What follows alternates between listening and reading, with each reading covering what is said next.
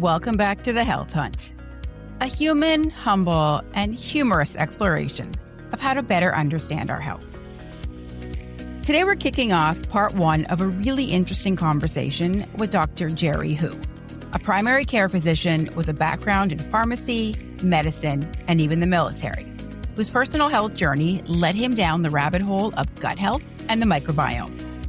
In this first part, we talk about how Jerry went from being overweight and doing all the things, working out harder, taking supplements, trying to push his body into change, to realizing that the real shift wasn't about exercising more.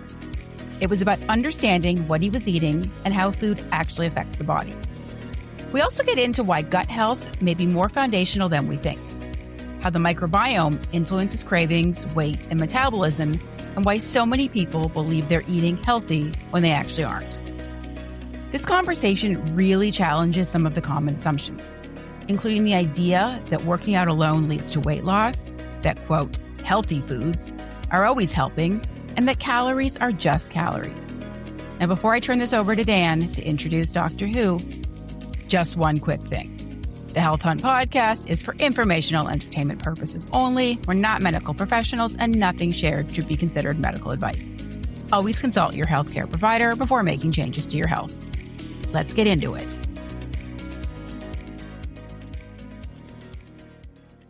So before we get into today's conversation, I want to set the table a little bit for why we're really excited about this episode. Over the past year or so in the Health Hunt, we've talked a lot about different areas of health, things like metabolic health, brain health, sleep, hormones, inflammation. But one topic we didn't want to neglect because it really sits at the foundation of so many of the systems is gut health. When you start peeling back the layers, the gut seems to influence far more than just digestion. It connects to energy levels, mood, inflammation, immune function, and even how our brains function day to day. And because it's such a foundational driver of overall health, we felt it was important to bring this conversation forward and spend some real time unpacking it. A lot of people walking around every day have symptoms they've kind of normalized, things through reflux, bloating, stomach discomfort, fatigue after eating, brain fog. And they're often told the same basic thing: take this medication, manage the symptoms, and move on. But for a lot of people, it doesn't really answer the big question of why those symptoms are happening in the first place. That's why we wanted to bring in Dr. Jerry Hu onto the podcast. Jerry has a really interesting background because he didn't just arrive at gut health through textbooks.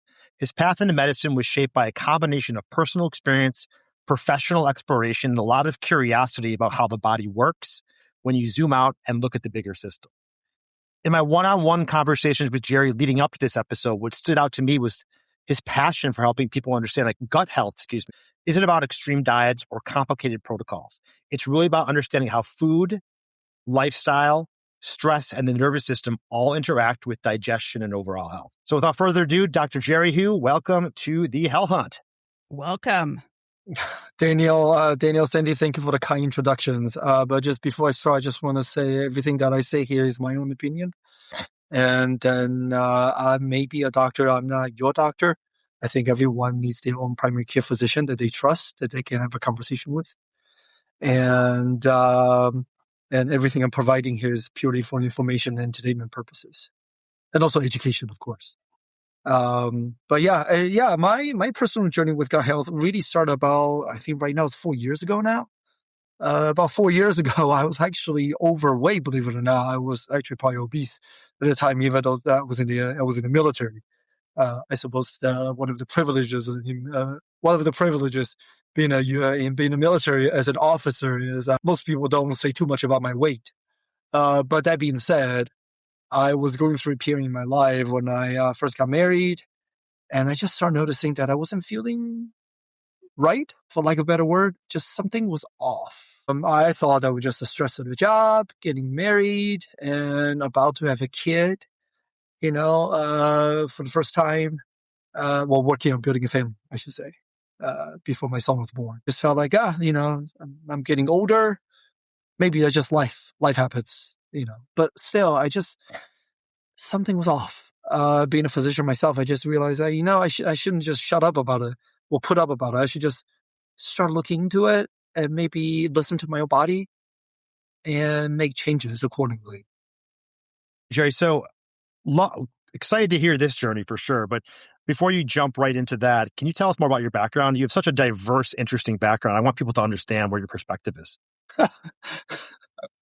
I always like to joke. I always like to joke with people that there was a time in my life where school life was way better than real life. Hence my many years going through different kinds of schooling.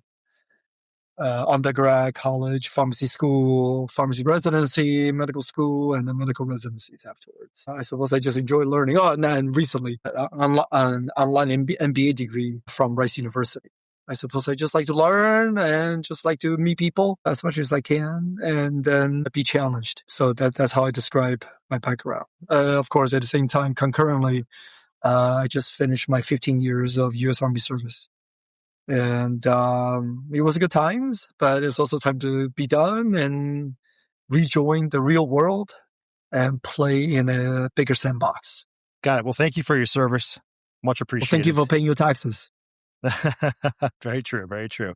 All right. So getting back to your feeling a bit overweight, something is off. What were your first steps? How did you approach this healing journey? My very first step was to double down on whatever it is I was doing at the time. It was basically spending more time in the gym and working out harder. It was doing that on the false premise that one can just work out and get their weight down.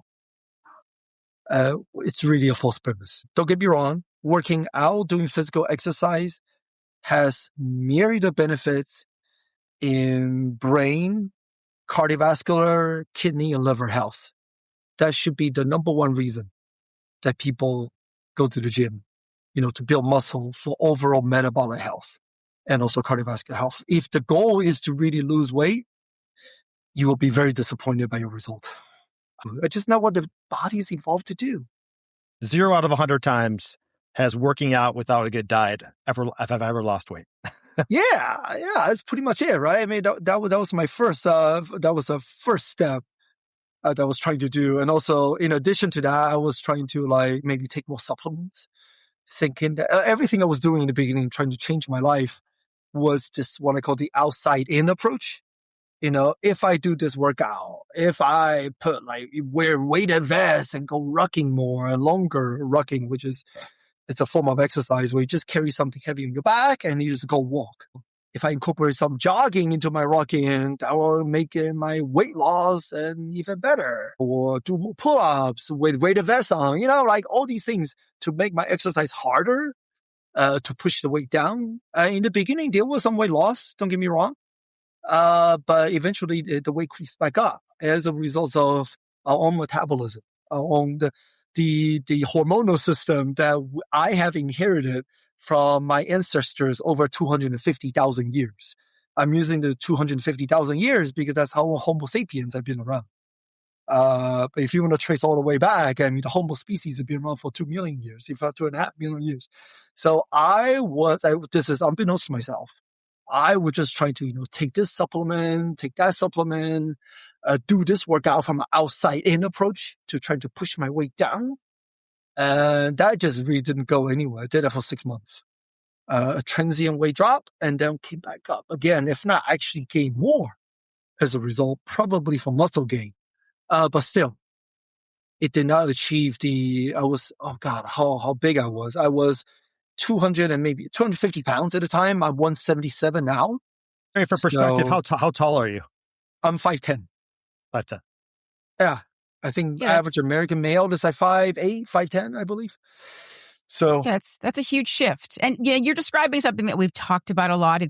And Dan kind of jokes about when I say it, like doing all the things, like you're doing everything. And you spend so much time focused on making sure you're not missing a thing. And it's like you're telling your body it needs to lose weight. And by doing that, you're almost keeping yourself in the mindset of you're overweight, which obviously you have to acknowledge, I think, but there's also a bit of a shift that has to happen, I think, with just trying to stress your body and your mind to do all the things. Yeah, absolutely. Again, the body doesn't know, nor does the body care that you are, in the gym doing workouts. The body doesn't care. The body only knows that you are in stress, right? Working out, it does create physiological and metabolic stress on your body. That's all it knows, right? So it detects that you are, you are burning, you're trying to burn calories, and it detects that you're trying to eat less food or eat more protein, eat less calories to try to do that. And it will bring it back. And because I wasn't paying attention to what I was eating. I was just trying to, wolf things out in my body and take these multiple myriad of supplements and going to the gym. Like I said, the whole outside in approach is thinking that I can just push my weight down. But the body's like, yeah, sorry, man. Your body's in stress. I mean, it feels stressful. That means you must be looking for food pretty hard.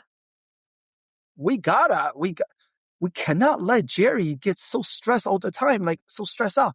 We have to hold on to the weight and to the fat because tough times, right? The body doesn't know. The body only knows stress. Jerry, Sandy, go ahead. No, I just have a quick question because I don't know if you know that Dan and I did an experiment with continuous glucose monitors. And I'm not a worker outer. Like, this is not what I do. But yeah. Dan is. And so he noticed that his glucose would rise when he would work out. Is there anything metabolically that if you're working out so excessively all the time that it's keeping your glucose raised and that can have an effect on your weight? That is most likely from the lipolysis, most likely, or the breakdown of fat tissue. Yeah. Of course. Yeah, that makes sense. I mean, the sympathetic system, the sympathetic system, when that's driven by adrenaline, noradrenaline, and cortisol, does increase your glycemia, does increase your blood glucose levels because it detects stress, and it will release your from your energy storage, most prominently from fat, and then initially glucose and then fat. It will raise your glucose level for sure. Yeah, it's fascinating, and that may also trigger the insulin release from the pancreas at the same time. So, yeah, no, of course, that's a normal response. Same thing with taking a cold shower. I don't know if you, Dan, I know if you play with a CGM, this continuous glucose monitor, if you jump into a cold shower, well, initially your glucose go up, but then you will drop. But it's like a similar concept. Yeah. So, Jerry, you were working out during this 6-month period, and you were probably working out to what you thought was an optimal level, but your diet wasn't going along with it in the proper way. What was your diet at that time that you thought was a good diet? Obviously, you moved away from that, but what were you eating that you thought was healthy and good for your body that was not working for you? I think you're being kind by using the word healthy. I wasn't eating healthy at the time. I was just eating things. Let me just put in context that this is right before I got married. I was dating with my wife at the time. So I was just kind of eating things that I was eating when I was in my 20s.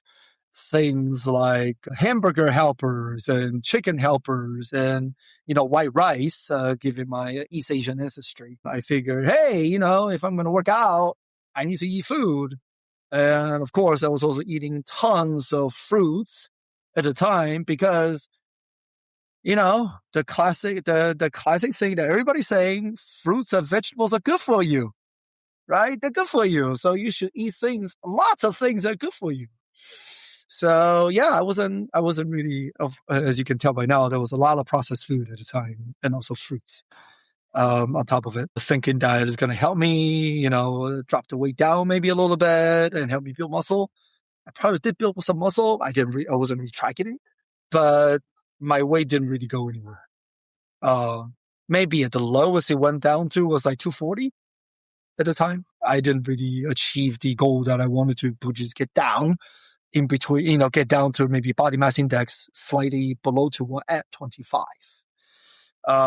So yeah, I wasn't eating healthy. I was eating fruit. Like I said, I was eating processed food. Also, because I was thinking, I don't want to eat too much sugar or drink too much sugar stuff. So I was like drinking energy drinks, diet energy drinks without really appreciating the impact of artificial sweeteners. Wasn't putting all the right things into my body at the time. That sounds eerily similar to the diet I had somewhat recently, maybe even currently sometimes. I'm still working. We're very much a work in progress in that regard for myself. You're talking to someone, like I said, you're talking to a person. This is 4 years ago, right? So this is 2022, circa 2022. You're talking to someone at that time who's already practicing medicine. And before that, I was a pharmacist. So I'm no stranger in the healthcare space, but I was a total stranger when it comes to eating and knowing what food I should eat. And was definitely didn't know anything about the gut. Well, let me rephrase. Didn't know anything about the gut microbiome. Definitely not. Because never learned. Hey, didn't learn about this in medical school. Didn't learn about this in residency. Therefore, it's either hocus pocus, woo-woo, voodoo medicine, or something that's not important. Looking back, that was very hubris of me to think that. So, yeah. I was actually going to ask that if, because I have a sense that maybe is the case, that medical school is not focusing on nutrition and, like you said, the gut and all of those things that are important. Well, to be fair, the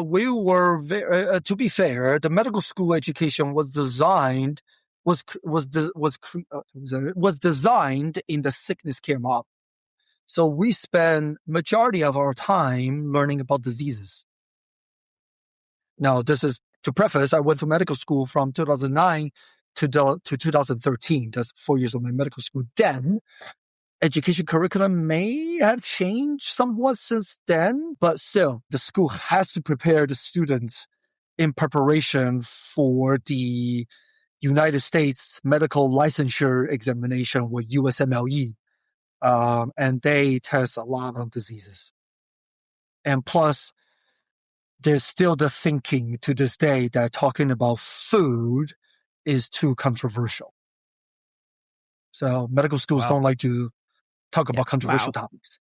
Well, should I say, I think not talking about it is even more controversial, but they have to create curriculum and lectures. They have to put time into the curriculum.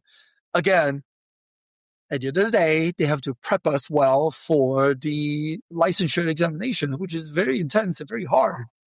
And those exams focus on diseases. We have to know our diseases. There's no way around it. So, talking about food is kind of like, also maybe it gets things too personal, talking about food. I don't think it's all that personal in my opinion now, knowing what I know now. Very well said, Jerry. I want to talk about your diet now and all the things you're doing for gut health and health more generally right now. But before we do that, I wanted to zoom out a little bit. And I want you, if insofar as you would like to, talk about why gut health matters to everyone, just more generally, and what kind of epidemic we're seeing in the United States or worldwide with people's gut not being healthy. So I will, let me just preface, I stand on the shoulder of giants, right? This is, again, 6 months of just doing things on my own. This is back 4 years ago, 2022. It didn't really go anywhere. So I finally decided to challenge myself. Well, I just say to myself, it didn't really go anywhere. Might as well just learn something different, right? Try something different. So I just decided, what is this thing about gut health? This gut microbiome thing. Can I use it to help me lose weight? Again, my goal at the time is to lose weight. Thinking back, I felt like that was a pretty terrible goal. just to be self-critical for a second there. So I just decided to read books. I just decided to how bad can it be? I can just read books and maybe learn more about the gut health and weight loss, weight gain, and maybe hormones, things like that. So like I said, I stand on the shoulder of giants. I'll just mention a few names. I have no financial connections or personal connection with these people. The names like Dr. Stephen Gundry, he's sort of a leaky gut, a lectin expert. I learned the most about the gut microbiome from him. Although I'm not a leaky gut expert nor an advocate for leaky gut per se, but I definitely learned the most about gut health from him. So that's one person. The second person I give credit to would be the very famous biohacker, Mr. Dave Asprey. His books Bulletproof, and his subsequent books kind of helped me learn more about supplements and longevity. So he gets credit for that. The third person, I would say probably the most traditional and medical would be the well-known Canadian nephrologist, Dr. Jason Fung, who wrote the book at the time, The Obesity Code. And recently, the book that I just finished, the sequel to it, which is The Hunger Code.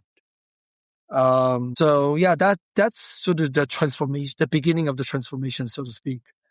That's when I realized, the name of the game is really hormones and the microbiome, right? The two are kind of tied hand in hand. So it's really not mutually exclusive, so to speak.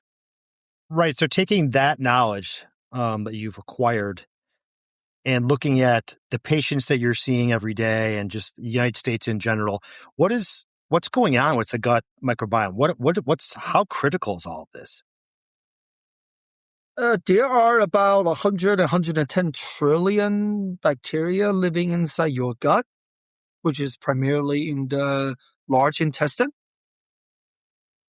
That's about double of the human cells that we have. And when you look into nucleated human cells, by that I mean all the human cells that have a nucleus, you have bacteria DNA in them, in the form of mitochondria. So if you think about it, I agree with Dr. Gundry, that we are way more bacterial than actually human, if you think about it. Why are they here?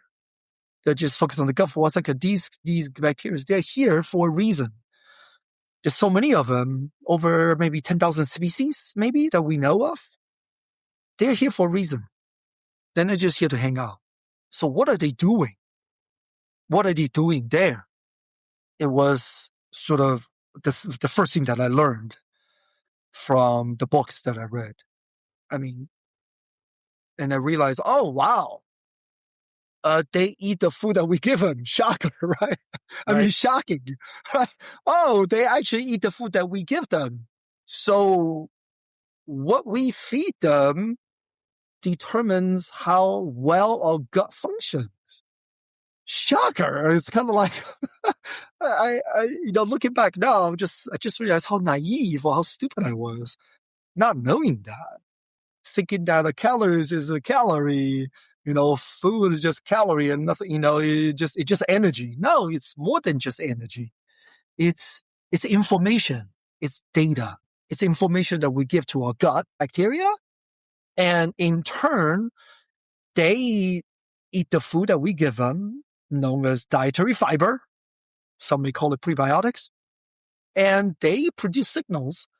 Yes, they talk to our gut cells by releasing chemicals, for better or for worse, depending on what you feed them. And then it creates subsequent downstream hormonal effect from there.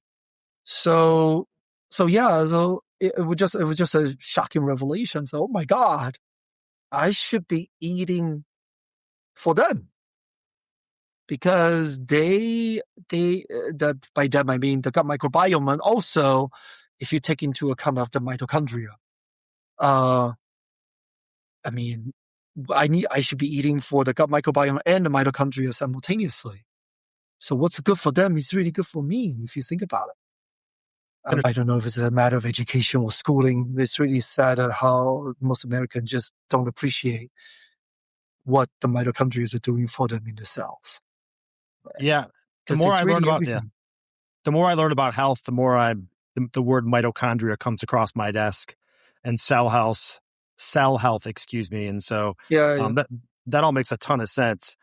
So I just trying to capture one aspect is, are you just seeing a lot of people that come through your medical practice, or just that are just, whether it's diet, or you can even pinpoint that they have poor gut health? And is that something that you treat for regularly, or? Well, I can just look at them. I could just look at them, and then I could guess with high accuracy what their gut health is, especially in America. Maybe at least 60% of U.S. adults are either overweight or obese. That itself is a reflection of gut health. Right. If you think about it, right? This is studies taken from mice. Yes, we extrapolated into human. They've done studies where when they transplant stool from a healthy and thin mouse into a fat mouse, or rats in this case, the fat animal lose weight, and vice versa. They've done studies like this, right? So that tells us there's something going on in the gut, right? Because so that's not surprising, and we know more and more now that there are gut bacteria that promote. Well, I would say they promote obesity, but rather they just love carbs, and some of them, now we know they love processed food. Which chemicals are processed food, I cannot tell you because sometimes there's so many. But they just love highly processed food. It helps them grow. I'm not saying that they're bad bacteria. I hate to say it, I don't want to say it's good or bad. I mean, they're here for a reason. At the end of the day, it's really a matter of balance. When you eat, let's just focus on sugar for us. When you eat so much sugar, you are, in essence, promoting the bacteria that love sugar. They will outgrow and outcompete the ones that tend to love fats and tend to love protein. And when they outcompete them, the other guys, have lower population. And the sugar-loving bacteria, they're there for a reason. They need fuel just like everybody else. So they will send signals through the gut and tell the brain that, please, brain, you need sugar. Or processed food. Well, whatever makes you feel hunger. Well, even though you're not necessarily physiologically hungry, but more emotionally hungry, to propel you to eat, either sugar or highly processed food. So that's when I realized, wait, if certain bacteria can outgrow others based on what I feed them, can I maybe reverse engineer, or can I maybe just flip the script a little bit and see what happens? And that's what I started doing. Say, you know what, maybe eat less sugar and maybe eat more things with fiber and more protein and see what happens. I don't test people's stools the way I work full time as an adult primary care medicine. I just look at them. Look at my patients and ask them questions. The first question I always ask, because I always do review their fasting blood sugar and their A1C. For those who don't know, hemoglobin A1C is a 3 months average of your blood sugar, right? So, I would say majority of my patients are pre-diabetic, and a significant portion of my patients that I see have diabetes. But my first question is always ask, hey, you know that, you can bring your blood sugar down. Can you tell me what are you going to do for that? I try to keep it broad. And 10 times out of 10, they tell me the same thing. Oh, I just need to go to the gym more. I'm like, And I try not to be rude, but I like to tell the truth and ask truthful questions. I will say, Mr. Smith, I don't care what you do in the gym. Can you tell me what you eat? And there's always a long, awkward pause after I ask that question. And people I can tell, they start getting very defensive. And I think they know what they are doing or what they're eating is really not good for them. Well, at least when I ask them that question. And some of them, I knew what they're going to say. Some of them would be, they try not to disappoint me, I guess, right? Because I'm the doctor. I'm trying to look out for their health. I'm trying to prevent disease or minimize illness. They would say, well, I eat fairly healthy. And that's what I say. Okay, what do you eat? Just tell me. 9 times out of 10, they're not eating healthy at all. So, by that I mean, I eat cereals. I eat the heart healthy cereals. I eat the organic cereals, which I don't know why people want to eat cereals, but I eat the organic stuff. I eat the pasta that's like organic and whole grain and whole wheat. I eat organic potatoes. It's kind of, or I don't drink regular sodas. No, I don't. I only drink diet soda. I'm like, okay, can I tell you why they're bad for you? Kind of thing. That's when the real rabbit hole starts. So Totally. yeah. Well, I can, I'm from the Midwest, small town in the Midwest, Milwaukee, which is not just, outside of Milwaukee. And when someone would ask me, well, did I have a healthy lunch back then? This is the prior Dan. It would be, oh yeah, I ate great. I had a Diet Coke. I had a grilled chicken sandwich from Chick-fil-A, and I had the small side salad with ranch dressing. And I'm like, oh, I nailed it. What a healthy meal, right? And so if I was to see you, I would be on the defensive, and I totally understand. I mean, now I'm right with you, Jerry, of course. But people, when they know they're guilty as charged, they get into that defensive mode. Yeah, a lot of them also say, oh, I try to eat salads a lot. I'm like, oh, okay. Right. So these are the things that people say. Well, some of them also say, eat a lot of fruits. I remember this one gentleman that I met. He said, I cut out all the carbs. He said, like, well, I cut out all the carbs and I start eating tons of fruits. And I'm like, okay. I just let him finish, before I come in with my questions. Before I come in with, I just ask questions. At the end of the day, I just want to make sure that they know what they're really putting into their body. And also they understand the risk and benefits, because everything in life has a trade-off.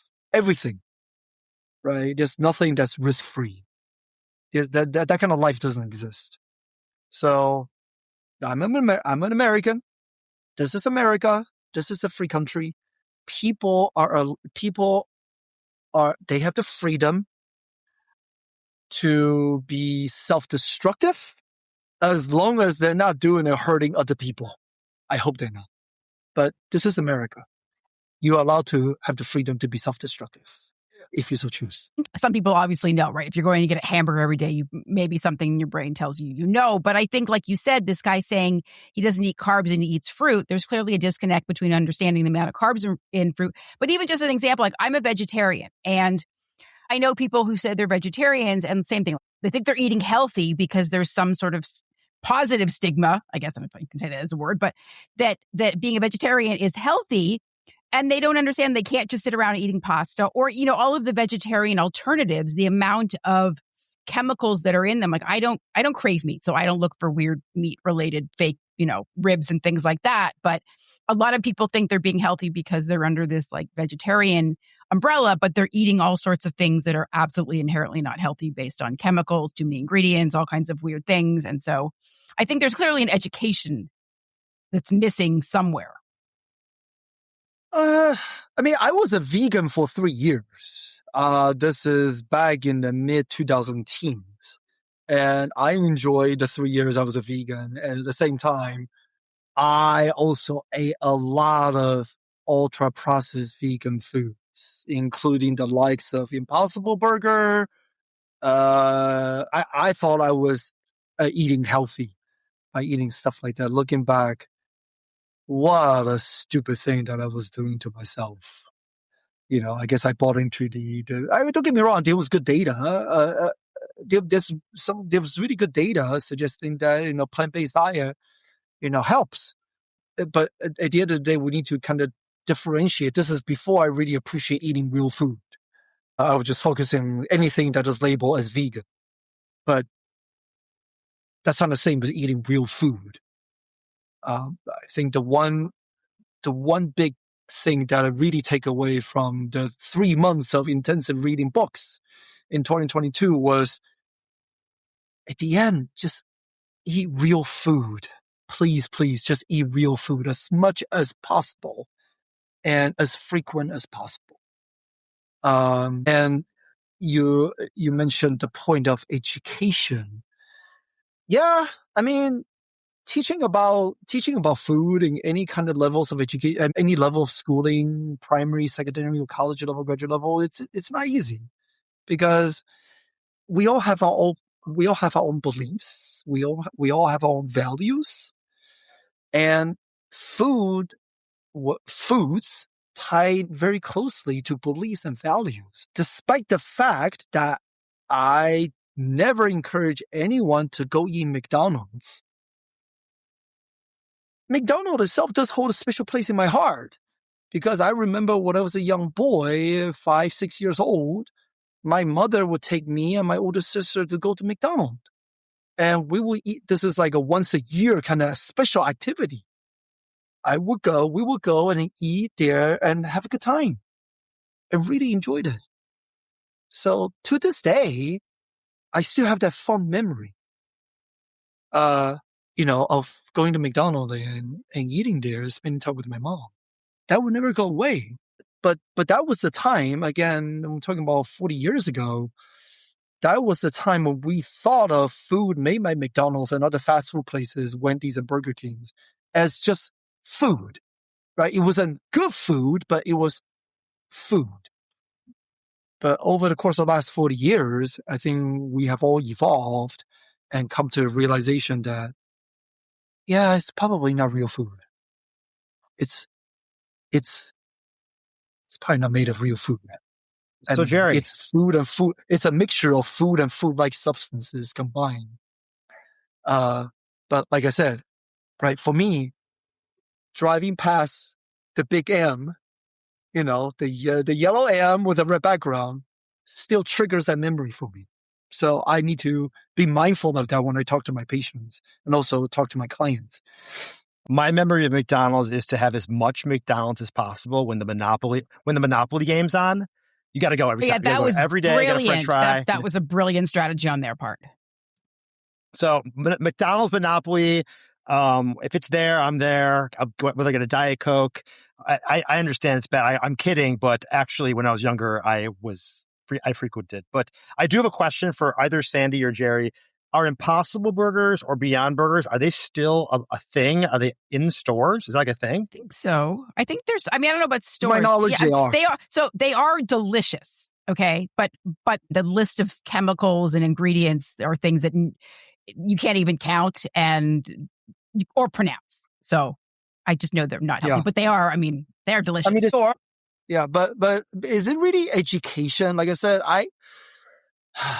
you can maybe talk to 10 different dietitians, and maybe get 7 different opinions on what to eat.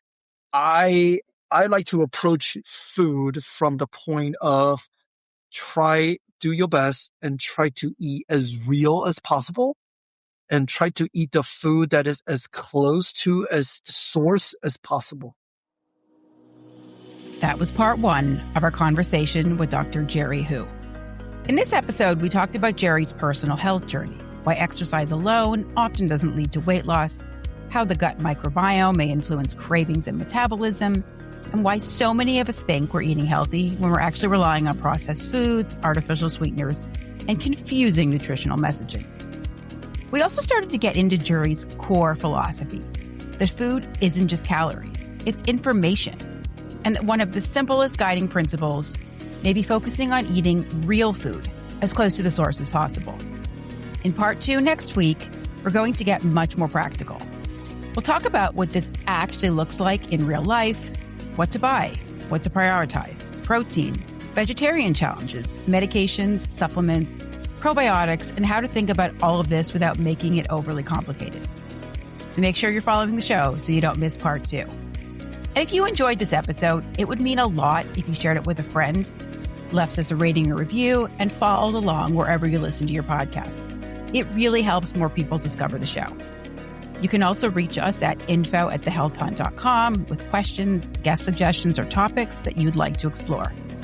Thanks for listening, and we'll see you next week for the conclusion of our interview with Dr. Jerry Hu.